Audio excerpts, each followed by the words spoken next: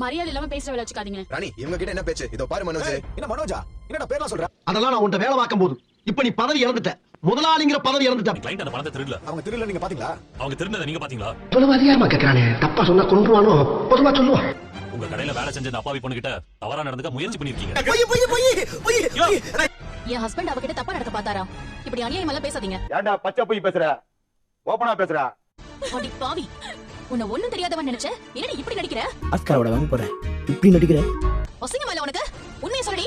இல்ல நான் உன்னை என்ன பண்ணுவேன்? உன் சிலுமிசத்தை ஏன்டா காட்டு? பிச்சு விடு ராஸ்கல். போலீஸ் ஒரு அரெஸ்ட் பண்ணி கூட்டிட்டு போகும்போது தெரியும். சார் ப்ளீஸ் சார் வேணாம் சார். என் மானே போடு சார். ஏன் மகன போச்சு மரியாதை போச்சு கௌரவமா போச்சு. அம்மா ஒழுக்கமா பணத்தை கொடுத்துருங்க சார். இல்லனா நான் திரும்ப வருவேன். தனியா இல்ல போலீஸோட. பேசி நம்ம போலீஸ் தேவை. இந்த எடுத்து போங்க.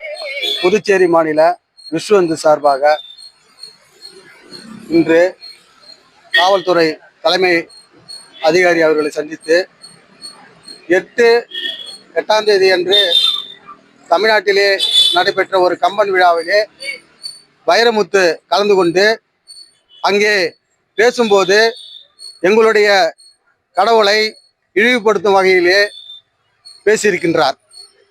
அது மட்டுமில்லாமல் அவர் ஏற்கனவே ஆண்டாளை பற்றி தரகுறவாக பேசி அது ஒரு இஷ்யூ போய்கொண்டு இருக்கின்ற நிலையிலே இப்போது மீண்டும் இந்துக்களுடைய மனதை புண்படுத்தும் வகையிலே அவர் ராமபிரானை பற்றி, இந்த உலகமே வணங்கும் ராமபிரானை பற்றி அவர் புத்தி பேதலித்து விட்டார் என்று சொல்லி அவமானப்படுத்தி இருக்கின்றார்.